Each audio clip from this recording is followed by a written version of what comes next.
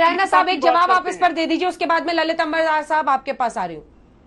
ठीक है, रुके रावत साहब, जल्दी से बताइए। देखिए, जहां तक हमारे माननीय कश्मीर के लोग हैं उनका सम्मान, जम्मू कश्मीर की जनता के अगर हित की बात की है तो माननीय प्रधानमंत्री नरेंद्र मोदी साहब ने की है। 70 साल अंजना जी जम्मू कश्मीर के अंदर पश्चिम पाकिस्तान के रेफ्यूजियों को नागरिकता नहीं दी गई थी। पाकिस्तान के कब्जे वाले जम्मू कश्मीर से आए विस्थापित लोगों को उनके अधिकार नहीं दिए गए थे। बंदूक की नोक से कश्मीर घाटी से कश्मीरी पंडितों को, कश्मीरी हिंदुओं को, सिखों को और राष्ट्रवादी मुसलमानों को वहां से निकाल दिया गया। गुज्जर बकरवाल जो 100% मुसलमान लोग हैं, उनको 70 साल उनको अधिकार नहीं दिए गए, ना तो जमीन के मालिकाना हक दिए, ना उनको political reservation. Inter district recruitment Gujjar बकरवालों की बैन कर दी गई थी यहां जम्मू कश्मीर के अंदर। पहाड़ी समुदाय के जो लोग हैं, रजौरी, पुंछ, उड़ी, करना, कुपवाड़ा, टंगधार, बारामूला, उन्होंने 70 साल अपने हक की आवाज बुलंद की। उनको हक नहीं दिया गया यहां कभी। महिलाओं को यहां अपमानित किया गया, उनको हकों से वंचित किया गया। जम्मू के डोगरे हो, कश्मीर घाटी के अंदर राष्ट्रवादी नेशनलिस्ट जो मुसलमान हो, उनको हमेशा हक से दूर रखा गया। और ये तो वो लोग हैं जो कहते थे कि तिरंगा झंडा उठाने वाला कोई नहीं मिलेगा। इन लोगों ने कभी भी हमलावर पाकिस्तान को कभी कसूरवार नहीं कहा, आतंकवाद को कभी इन्होंने कोसा नहीं। इनके अंदर सच को, ललित अंबरदार को दिखाइए, ललित अंबरदार। राव भट्ट साहब मैं आ रही हूँ, राव भट्ट साहब मैं आ रही हूँ, एक सेकंड। तू मैं मत उलझिए, समाज के तू मैं मत उलझिए। देखिए, अनुच्छेद 370 हटाने के बाद से जो रैना साहब कह रहे हैं, जल्दी से ललित अंबरदार साहब, देखिए, इस तरह के भड़काऊ बयान तक दिए गए कि आपको तिरंगा उठाने वाला एक आदमी नहीं मिलेगा कश्मीर में। आज जो ये 2 साल हैं जिनको अशफाक साहब, राउफ साहब कह रहे हैं कि बहुत खराब है और कहर टूट पड़ा है कश्मीरियों पर, ये 2 साल अनुच्छेद 370 हटने के बाद कैसे रहे और आगे का रास्ता राज्य की तरफ कैसा दिखता है? ललित साहब देखिए, जब आप बात कर रही हैं अभी, तो सबसे पहले तो ये बताता हूं, जब भी ये बात करते थे कश्मीर के बारे में तो बात होती थी खाली कश्मीर की बात नहीं हो रही थी, कश्मीरवादी की बात नहीं हो रही थी। आप उस बातचीत में जम्मू कश्मीर और लद्दाख की बात कर रहे हैं। आज तो मैं आपके माध्यम से पूरे लद्दाख के लोगों, राष्ट्रभक्त लद्दाखियों को नमन करता हूं, उनको बधाई देता हूं और उनसे ईर्ष्या भी करता हूं। ईर्ष्या यानी अंग्रेजी में शब्द है एनवी, और जेलसी में एनवी करता हूं। क्यों? क्योंकि आज की तारीख में वो 2 साल से इन Kashmir centric, Kashmir origin Islamist polity से आजाद हो गए। पहली बार 2 साल से वो 15 अगस्त मना रहे हैं कश्मीर लद्दाख के अंदर, उनका मैं अभिनंदन करता हूं।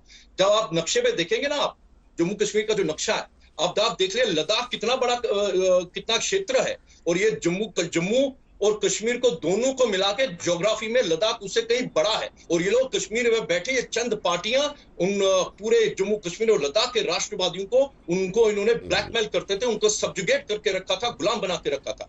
ये नेशनल कॉन्फ्रेंस और पीडीपी तो कश्मीर की इस्लामिस्ट पार्टीज है, अपने आप को मेन स्ट्रीम बोलती है। ये जो पीडीपी के हैं, ये क्यों नहीं बोल रहे हैं? अभी इन्होंने सुना आपने क्या बोला? लेकिन प्रधानमंत्री सर्वदलीय बैठक की पहल कर रहे हैं ना ललित अमरदार, आप उसे कैसे देखते हैं? एक सेकंड, पीएम सर्वदलीय बैठक की पहल कर रहे हैं। 1 मिनट हमें बोलने का, उन्हीं पार्टियों के साथ आपका प्रोग्राम जो है ना, आपका प्रोग्राम पूरा हिंदुस्तान देख रहा है। इसकी ये इनको बोलिए जरा चुप करने के लिए। मैं बोल रहा हूँ, ये जब बोल रहा था मैं नहीं बोल रहा था, मुझे बोलने दीजिए। एक सेकंड रुक जाइए, कौन बोल रहा है बीच में? मुझे बताइए, आवाज दिख नहीं रहा है। ये नेशनल कॉन्फ्रेंस के कुछ बोल रहे हैं। 8th में पढ़ता था जब मेरे पिताजी एक सेकंड किया गया, सिर्फ इस बात पे, he was a true patriot. आप हमें देशभक्ति मत सिखाइए। हमने 5000 कार्यकर्ता यहाँ हमारे शहीद किए गए, जो नेशनल कॉन्फ्रेंस के लोग। इशफाक साहब, आप हमें मत बताइए ये। इशफाक साहब रुक जाइए, इशफाक साहब रुक जाइए, इशफाक साहब रुक जाइए। और यकीन मानिए, जितनी कहानियां आप सुना रहे हैं ना, उससे 100 गुना ज्यादा कहानियां हर पन्ने से निकलेंगी कश्मीर के। फिर जवाब देना मुश्किल हो जाएगा आपके लिए।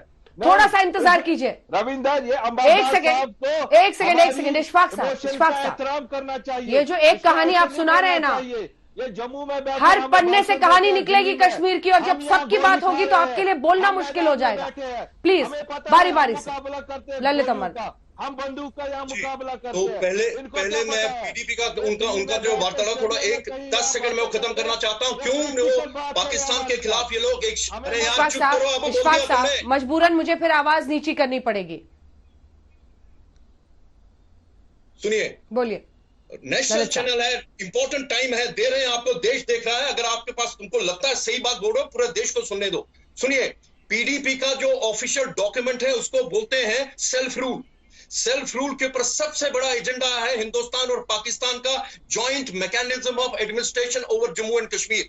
जब वो कहती थी कि यहां पे तिरंगा उठाने के लिए कंधा नहीं मिलेगा, उनके सेल्फ रूल के मुताबिक जम्मू कश्मीर के सेक्रेटेरिएट के ऊपर अगर उनकी चलती तो 5 अगस्त 2019 से पहले जम्मू कश्मीर के सेक्रेटेरिएट के ऊपर जम्मू और श्रीनगर में हिंदू और इंडिया और जम्मू कश्मीर और हिंदुस्तान के झंडे के साथ साथ पाकिस्तान का झंडा भी लगना था। ये दोनों पार्टियों का पाकिस्तान से रिश्ता क्या ला इलाहा इल्लल्लाह का है। ये इनका जो नेशनल कॉन्फ्रेंस को बताना चाहता हूं, बड़े राष्ट्रभक्त बोलते हैं, मैं नमन करता हूं उन राष्ट्रवादी मुसलमानों को जो शहीद हो गए भारतीयता के नाम पे। इनका जो बारामूला का जो मेंबर ऑफ पार्लियामेंट है ना, अब यहाँ पे बैठा हुआ लोकसभा में, उसने जम्मू कश्मीर असेंबली में बोला पाकिस्तान जिंदाबाद, और बाहर जब पत्रकारों ने पूछा क्यों बोला मैं मुसलमान हूं, मैं बावुक हो गया। ये है इनकी पेट्रियोटिज्म। और आज तक वो मेंबर है, अभी आपकी लोकसभा में बारामूला का मेंबर है, इनको याद दिलाइए। दूसरी बात, जब आप जम्मू कश्मीर की बात करें, मैं पॉलिटिकल प्रोसेस होना चाहिए मैम, लेकिन जब 5 अगस्त 2019 को आपने अमित शाह ने पार्लियामेंट में बोला